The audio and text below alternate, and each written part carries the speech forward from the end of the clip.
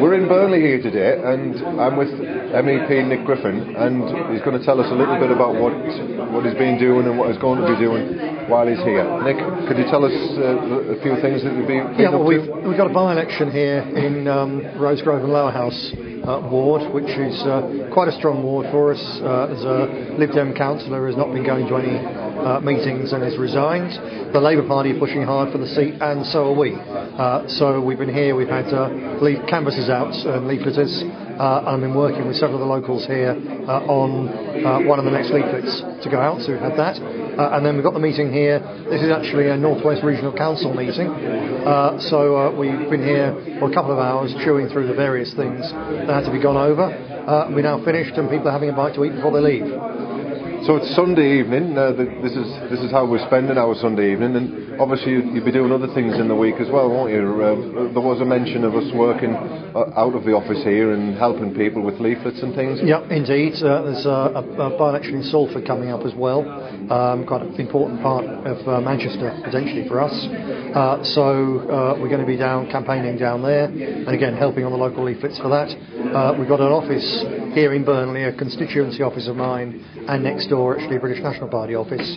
So we're going to be in there, myself, Clive Jefferson and so on, with some of the local people tomorrow, going over production of local leaflets, localising the templates that we're now designing, and how to use the risograph machine. So a publicity workshop.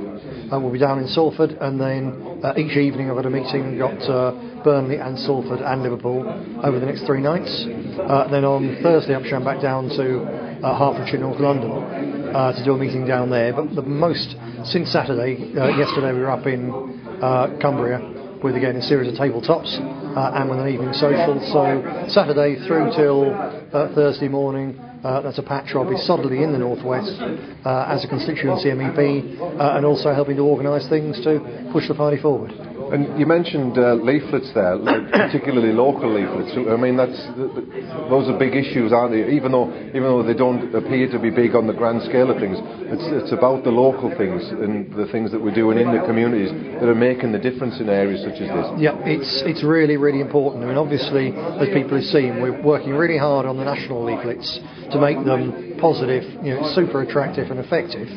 But in the end, the things that win elections, and the things also that bring new people in, is being part of the community and showing that we're not just complaining about problems, or even that we haven't just got theoretical answers to things like the banking crisis and unemployment, but also that individuals can join the British National Party and actually make a difference, a positive change for the better in their local community. And that means doing, in fact, quite small things that are getting overlooked or not done by councils or the other parties, and telling people about them. In small run local leaflets, if you get a street light fixed, well, that needs a local leaflet to tell the 50 houses in the area affected by that's been put right thanks to a campaigning member of the British National Party. It's absolutely crucial. Of course, it's a lot of work, and most of all, I think people lack confidence. They think, I can't produce a leaflet. Well, yes, they can, because we're producing templates whereby they've only got to change quite a small piece, and it makes it really effective. And they don't have to be perfect. People out there don't expect a local campaigning group to be producing, glossy, full-colour material. Something plain and simple and just in plain spoken English does the job. But I won't say we've neglected local politics, but we haven't given it the huge importance that it has, and that's something we're trying to put right.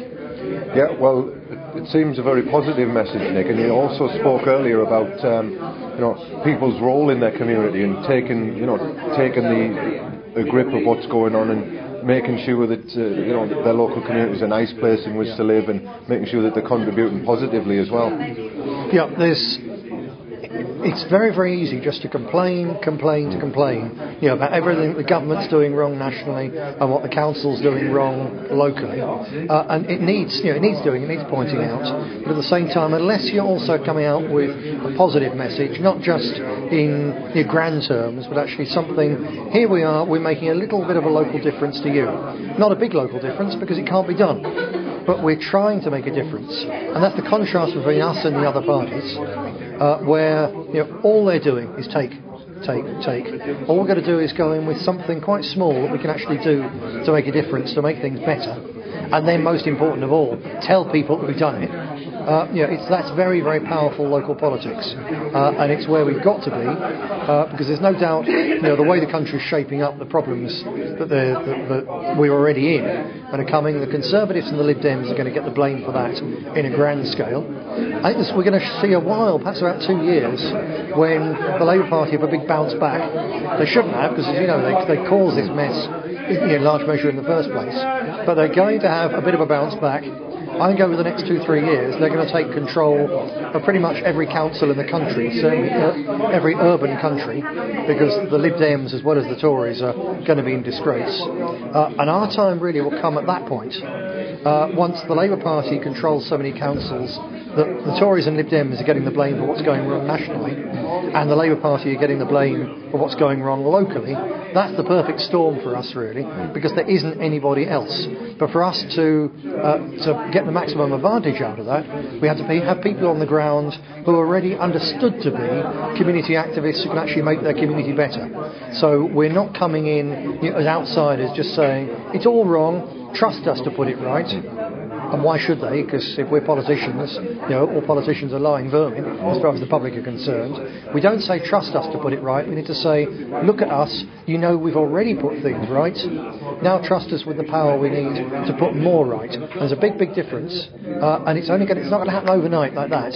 It only happens if we start on a very local level, place after place after place, with our local activists doing just small things to help their community, and in a small way telling people what they've done.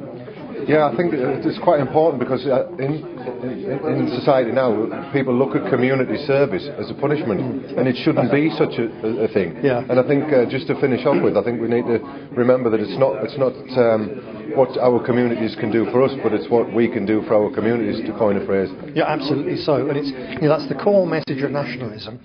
That we don't regard the population of Britain just as Thatcher did. There's no such thing as society, which is atomised individuals. Nor do we regard them as well. You've got to be in the working class to be important in the way that the Labour Party at least used to say. Everyone's a member of our national community, but everyone's got to contribute. And when you understand that the nation is just in the end an extended family, then you've got a duty to help members of your family. We haven't got a duty to the spongers, whether they are homegrown spongers or imported spongers. We've got no duty to them at all. But we've got a duty to the good, decent people of this country. We say that we want to lead them. Well, the way that you prove that you're fit to lead a people is actually to just step in when there are problems without being asked. There's a problem, we see a problem, what can we do to put the problem right? And I think a positive message like that will not only win the respect of the public, it also is the way, I think, best to recruit positive people. If we're constantly putting out a negative, which is a message which is negative, we're going to recruit negative people. You can't build an organisation with people who are negative. You've got to find people who want to work to make things better, to build an organisation that can work and make things better. And of course that's why we're all here, to try and make things better. That's why we're here. Nick Griffin, thank you very much.